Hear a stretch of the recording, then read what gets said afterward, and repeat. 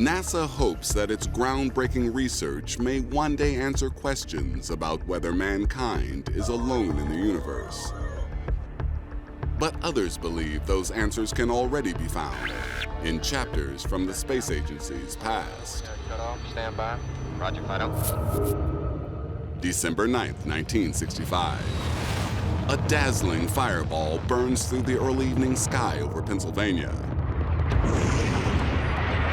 It looked like it was flaming, but it was really glowing. Whatever it is, it's moving incredibly fast. Thousands of people see the brilliant light as it races across the Canadian border into the United States. It made this long S curve, flew over Ohio, over the western border of Pennsylvania. Initial reports suggest the fireball is nothing more than an unusually large meteor. Then we start getting reports from Kecksburg that something has landed in the woods outside of town. In the small rural town of Kecksburg, 30 miles outside of Pittsburgh, local residents report a mysterious object falling from the sky. The people who saw this thing come down said it was a controlled landing, it wasn't a crash. The sight shocks local witnesses. People saw this thing coming down from the skies, an object acorn-shaped. It was about 8 to 10 feet. It was glowing a purplish blue. It looked hot, and it was pulsating. It had these strange markings along the base, and nobody could make out what the markings were. This is now a military zone. Clear the area immediately. Within hours, the military cordons off the entire area. And these Army troops did not have any identifying insignia on them.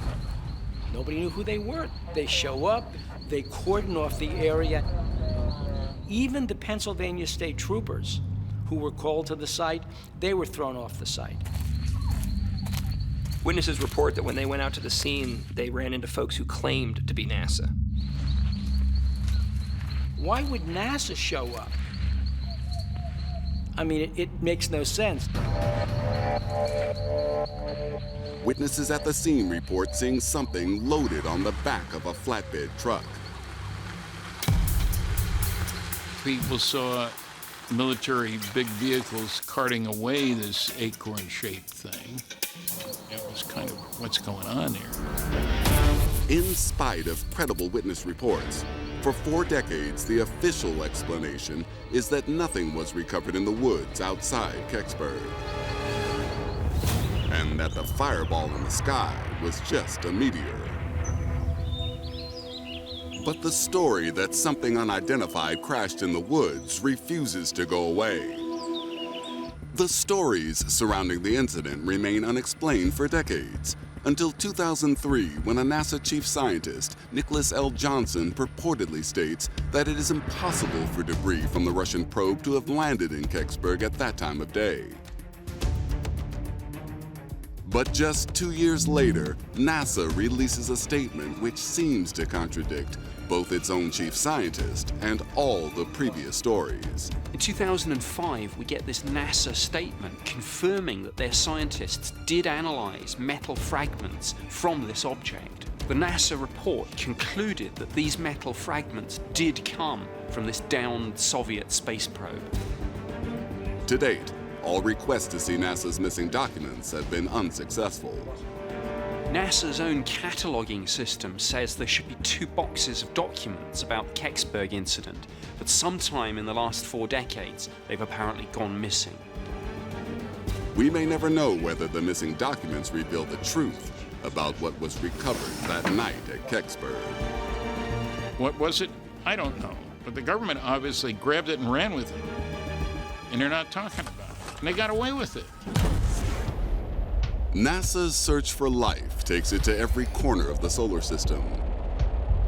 But of the many scientists working on the Messenger mission to Mercury, none are expecting to see signs of life. For Professor Sean Solomon, the probe's final approach is the moment of truth after an 8-year wait. It was a perfect orbit insertion. We all breathed a sigh of relief. The team just exploded with delight. We were there, and it was working.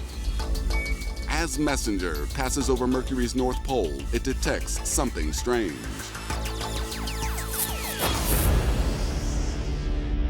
Hydrogen measurements said there was a lot of water ice there.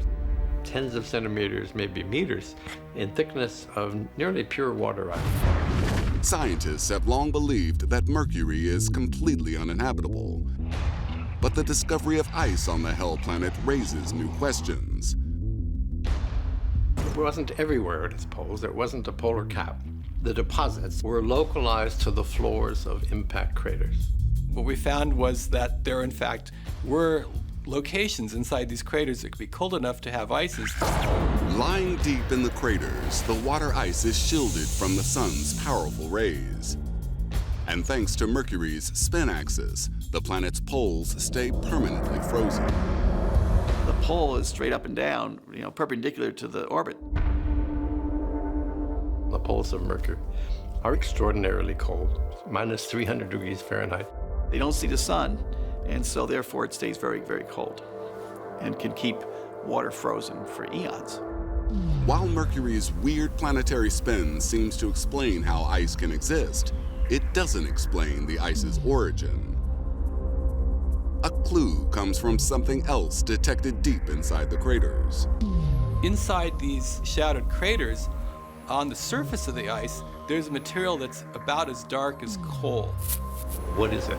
What is that dark material on top of the water ice? And the leading idea is that it's organic material.